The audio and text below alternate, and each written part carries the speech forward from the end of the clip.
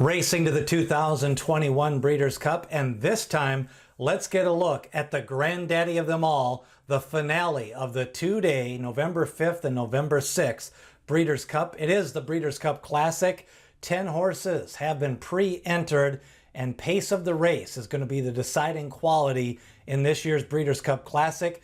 We've got the best 3-year-olds and the best 4-year-olds in training, including the Kentucky Derby winner, Medina Spirit, the leading horse of the year contender, Knicks Go. We've got Art Collector, the wire-to-wire winner of the Woodward Stakes, Express Train, a veteran campaigner from out west, the winner of the Pacific Classic in Tripoli, and we've also got Max Player back-to-back winners. So definitely some quality in this race. We've got some horses with some different running styles, and when you take a look at what's different about the Breeders' Cup Classic, what has changed since some of the last races, let's take a look at that right now. Knicks Go, 3 straight wins, but now he's got to face a larger field and more speed in the race. He's also attempting to win at 1.25 miles for the first time in his first ever race at 1.25 miles. Now 3 horses have won the Breeders' Cup Classic, never having raced 1.25 miles, including Ghost Zapper, Raven's Pass, and Zenyatta. So it can be done, and a few other horses had run 1.25 miles, but not won at 1.25 miles, and they also won the Breeders' Cup Classic. Art Collector is going to get a new jockey. Louis Saez rode him in the Woodward Stakes and at Charlestown. Now this time we get Mike Smith, and of course he has done very well over the years in the Breeders' Cup, but lately he hasn't been getting a lot of mounts, and I question him being able to go 10 furlongs, getting on a new horse, shipping in on a new surface. Irad Ortiz, one of New York's leading jockeys, going to jump on Tripoli, and Express Train gets the Hall of Famer, Victor Espinoza. The big thing this year is going to be pace, and I wanted to bring up some of the charts from the prep races leading into this race. Not only did all 4 of these horses go off at low odds, these horses all went wire to wire. Hot Rod Charlie, who has a little bit of a versatile running style, he came off the pace in the Haskell Stakes, off the pace in the Kentucky Derby, but he went wire to wire in Pennsylvania as the favorite, and defeated a little bit weaker field than this, definitely moving up in class. Art Collector, wire to wire in the Woodward. Speed was on the lead that day, and Art Collector was able to take advantage. He ran a big speed figure, but he did have a lot of the conditions his own way. Knicks Go, 3 straight wins, 3 straight wire to wire victories. Prairie Meadows, he just outclassed the field. Whitney was a small field, and he ran away from them going into the turn.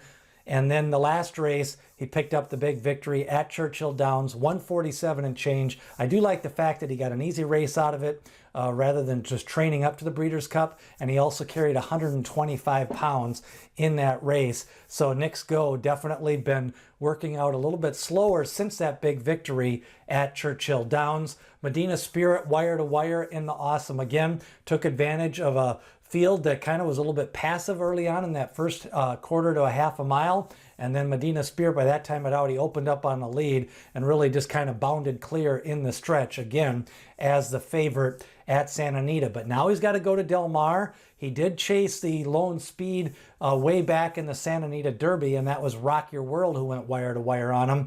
And in the Preakness Stakes, he was kind of run into the ground on the front end from Midnight Bourbon. But his best races have probably been on the lead in the Kentucky Derby and in the Awesome Again. And the Awesome Again may have been his visually most impressive race. When you take a look at the 2020 buyers, you've got Knicks Go at a 113, Hot Rod Charlie at a 111, and Essential Quality in his Belmont Stakes win, he ran a 109. Now, Essential Quality in the Travers chased a lone speed horse, Midnight Bourbon, and the pace was slow that day, which means his speed figure was not a little bit high, and I think he probably can improve that speed figure in this race. Max Player with back-to-back wins, but slower on paper. Now overall, it's going to take, when you look at this classic division, I think we're going to get a speed figure anywhere from 105 to 110, and we've had quite a few horses for that. And when you look at horses like Stiletto Boy, Idol, and Express Train, they're probably going to have to improve to get to that 110 plus speed figure.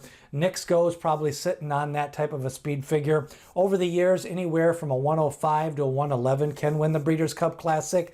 I think this year we're looking at right around a 109 or 110. If it's won by Hot Rod Charlie, Essential Quality, or even Medina Spirit and Knicks Go, I think any one of those horses can run a 110 or even up to a 113 speed figure.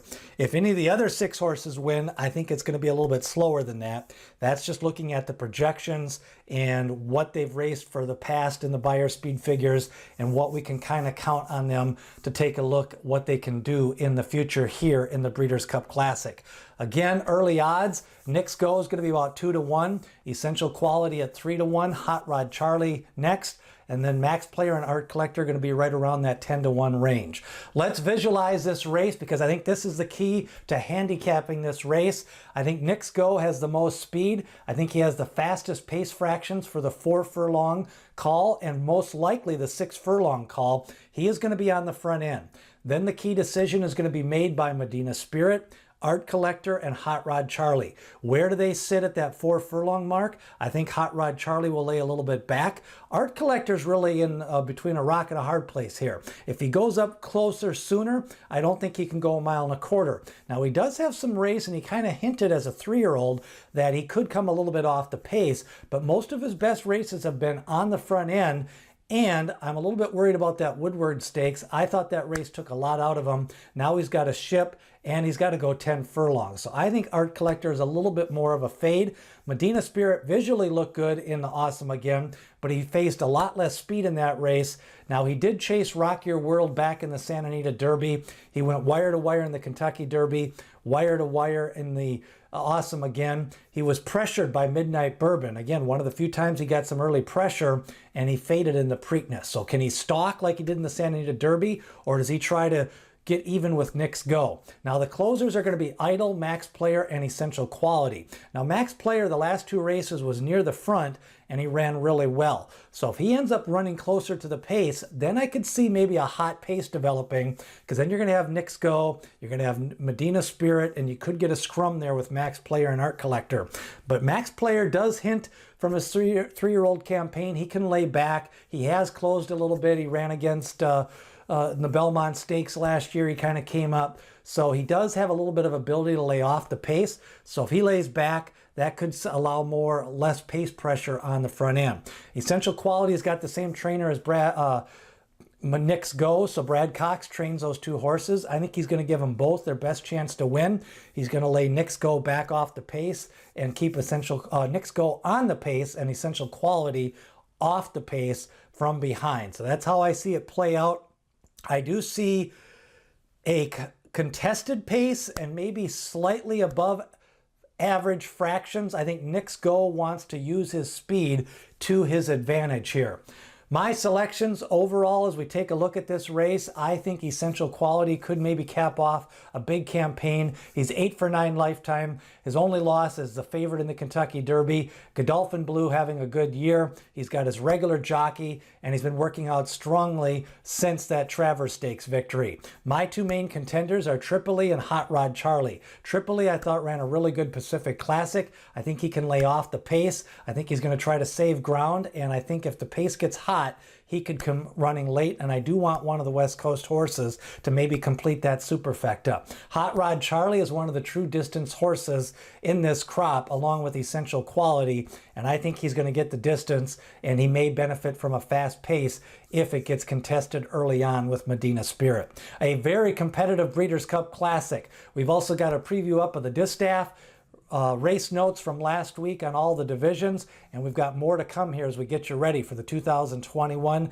Breeders' Cup. What do you think of the pace? Who do you think is going to lead, and what are some of your thoughts on the Breeders' Cup Classic? Remember, smash that like button, share this video as we get more videos up here for the 2021 Breeders' Cup.